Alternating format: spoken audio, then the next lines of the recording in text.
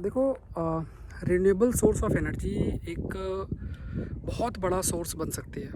ख़ास तौर से देखो, एनर्जी रिक्वायरमेंट काफ़ी अधिक आपका इंक्रीज़ हो रहा है और इस एनर्जी रिक्वायरमेंट को मीट करने के लिए जो हमारी डिपेंडेंसी है थर्मल पावर पे, वो हमें रिड्यूस करना पड़ेगा। ट्रांसपोर्टेशन के लिए जो हम कंटिन्यूस बेसिस पर ट्रांसपोर्टेशन के लिए जो हमारी निर्भरता है ऑयल पर, वो हमें रिड्यूस करना पड़ेगा।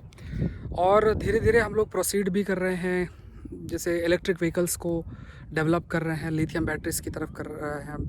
लिथियम बैटरीज़ को भी जो है, अगर हम जो है वो लिथियम का रिक्वायरमेंट चाहिए आपको लिथियम बैटरीज बनाने के लिए, तो उसके लिए जो हमारा रिलेशन है, हम साउथ अमेरिका के साथ अपना अच्छा कर रहे हैं। कुछ कंट्रीज़ हैं जहाँ पे लिथियम रिजर्वायर है, तो मतलब लिथियम काफ़ी अधिक है, तो वहाँ से हम जो है लिथियम भी काफ़ी हद तक प्रोक्योर करेंगे। इससे हमारा जो रिलेशन है वो डेवलप होगा और डिपेंडेंसी है ऑयल की वेस्ट एशिया में, वो रिड्यूस होगी वेस्ट एशिया से।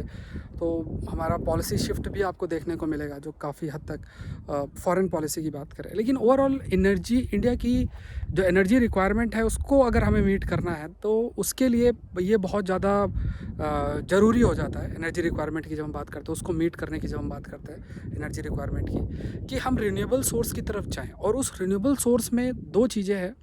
जैसे ये the reason where I am standing है जैसलमेर का लॉन्गे वाला जगह है, और यहाँ पे अगर आप देखो सोलर एनर्जी को बहुत अधिक यूटिलाइज़ किया जाता है। इवन कुछ एरियाज़ हैं, है ना, अगर पीछे साइड अगर आपको दिखेगा नहीं, लेकिन रोड्स बनी हुई हैं, उन रोड्स में पूरा का पूरा सोलर पैनल्स लगे हुए हैं। एनर्जी रिक्वायरमेंट पहले एक बहुत बड़ा चैलेंज रहता था।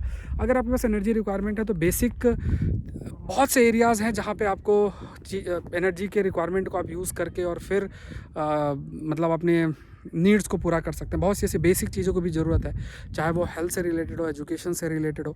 तो वहाँ पे उन बेसिक रिक्वायरमेंट जहाँ पे एनर्जी की ज़रूरत है, उसके लिए ये रिन्यूएबल एनर्जी बहुत रोल प्ले कर सकती है बेसिक लेवल पे। अगर आप सोलर एनर्जी की बात करें, सुज़लॉन एक कंपनी है विंड मिल की। अगर आप इस पूरे रीजन को देखोगे, जैसे जैसलमेर के अराउंड भी अगर आप देखो, उस रीजन में भी बहुत ह्यूज एरिया में जो सुज़लॉन कंपनी है वो आपका विंड मिल्स जो है वो लगा रही है। अब विंड मिल है, विंड यहाँ की स्पीड रहती है, विंड की स्पीड है, विंड को फिर आप इलेक्ट्रिसिटी और इन सब में जो है वो कन्वर्ट आप करते हो, और उसको फिर इलेक्ट्रिसिटी जो आप कन्वर्ट करते हो, उस इलेक्ट्रिसिटी के जो आप यूज़ करोगे, या जो एनर्जी प्रोड्यूस होगी, उसको आप दूसरे स्टेट में, क्योंकि यहाँ पे पॉपुलेशन डेंसिटी बहुत ही कम है, मतलब आपको किलोमीटर्स में एक आदमी नहीं देखने को मिलेगा इस रीजन में। तो बट यहाँ पे रिसोर्स यहाँ पे सोलर एनर्जी, विंड एनर्जी, तो ये रिन्यूएबल एनर्जी एक सोर्स बन सकती है यहाँ के लोगों के डेवलपमेंट के लिए भी। जैसे जैसलमेर का रीजन है, स्टेट के लिए बहुत इंपॉर्टेंट एक सोर्स ऑफ रेवेन्यू हो सकता है। बॉर्डर मैनेजमेंट के लिए अगर हम बात करें उस पूरे रीजन में,